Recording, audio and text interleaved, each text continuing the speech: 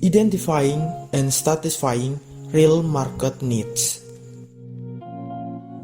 Dalam upaya memperkenalkan produk dan layanan yang lebih baik dari pesaing, perusahaan berbasis teknologi dapat membuat kebijakan kepemimpinan biaya, identifikasi pelanggan, memanfaatkan ceruk pasar, membuat iklan yang menarik, dan lain-lainnya.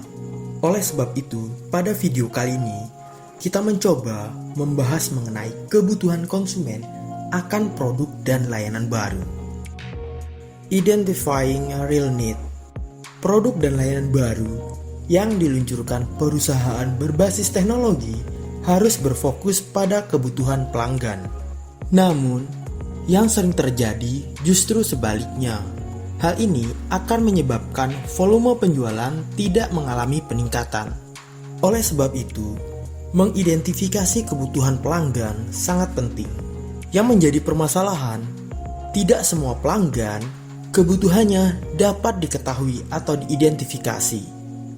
Lalu, bagaimana cara mendapatkan informasi mengenai kebutuhan pelanggan? Caranya adalah dengan melakukan riset pasar, survei, pengamatan terhadap komunitas di media sosial, menganalisa keluhan pelanggan, dan lain-lain. Meeting real needs atau menemukan kebutuhan konsumen. Tentu saja, mengidentifikasi kebutuhan pelanggan hanyalah sebagian dari proses memuaskan kebutuhan pelanggan. Oleh karena itu, Anda harus datang dengan produk atau jasa yang dapat memenuhi kebutuhan mereka. Lagi pula, mengidentifikasi pasar tanpa menghasilkan produk dan layanan hanya akan menjadi sebatas riset. Oleh karena itu, setelah identifikasi, Anda perlu mengembangkan produk atau jasa untuk memenuhi kebutuhan konsumen.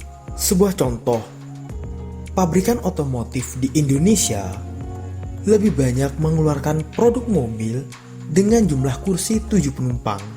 Berdasarkan beberapa survei, orang Indonesia gemar berpergian dengan keluarga dengan jumlah yang relatif banyak.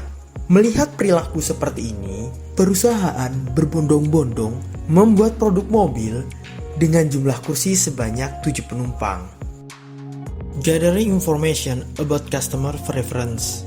Berbicara mengenai kebutuhan konsumen yang sangat beragam, maka tidak lepas dari yang namanya preferensi konsumen.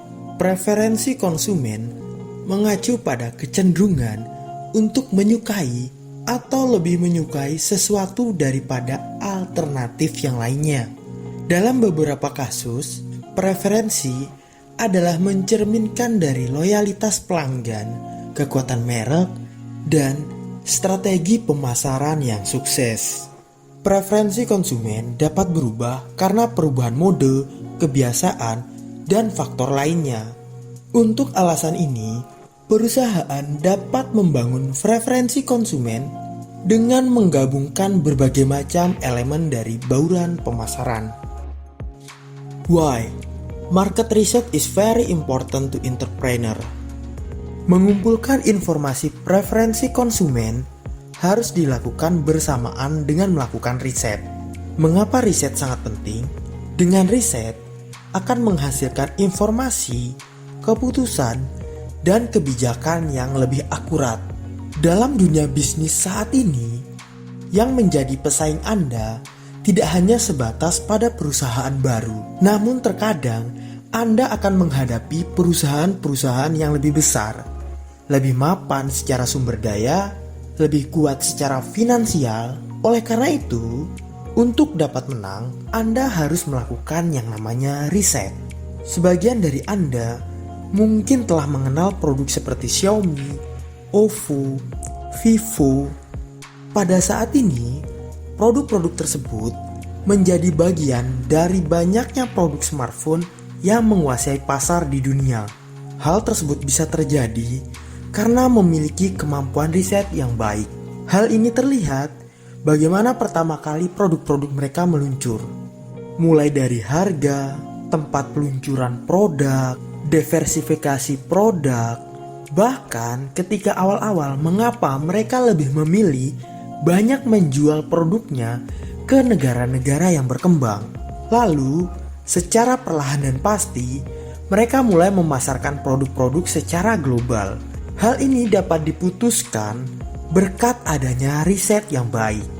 Berbicara tentang riset, salah satu hal yang sulit diidentifikasi adalah membedakan kebutuhan konsumen. Hal ini bisa terjadi karena konsumen banyak memberikan informasi mengenai preferensi yang ia miliki, sehingga perusahaan harus memilih mana yang dianggap menjadi preferensi yang prioritas. Oleh sebab itu, sangat penting bagi perusahaan mengetahui segmentasi pasar agar dapat mengelompokkan konsumen berdasarkan kebutuhannya. Misalnya, ada konsumen yang membeli sesuatu mempertimbangkan desain. Ada juga yang lebih memilih tentang harga, ukuran, dan lain-lainnya. Dengan dibagi atas beberapa kelompok, akan memudahkan perusahaan memilih segmen mana yang paling menguntungkan. Figuring out an economical solution.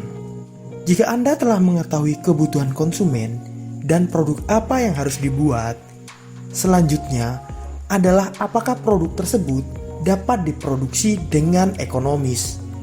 Hal ini menjadi tantangan bagi para pebisnis. Untuk dapat membuat produk dengan biaya yang rendah, diperlukan beberapa hal.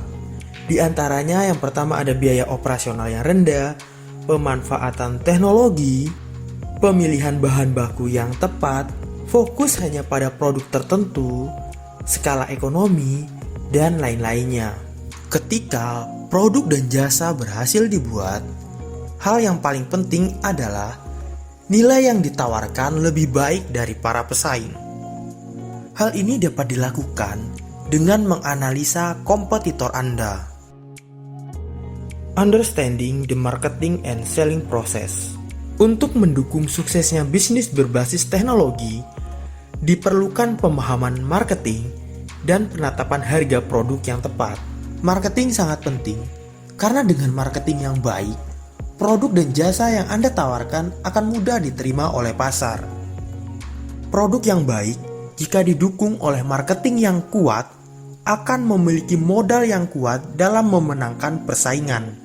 Kegiatan-kegiatan marketing dapat Anda lihat seperti advertising, sales promotion, direct marketing, promotion media sosial, dan lain-lainnya. Selain marketing, harga juga sangat berperan agar produk Anda dapat diterima oleh konsumen. Produk yang hadir harus memiliki value yang tinggi di mata konsumen. Jangan sampai biaya yang dikeluarkan oleh konsumen lebih tinggi dari manfaat yang ia dapatkan. Adapun strategi penetapan harga diantaranya adalah target pricing, markup pricing, cost plus method, dan lain-lainnya. Sekian video kali ini, sampai berjumpa pada video berikutnya.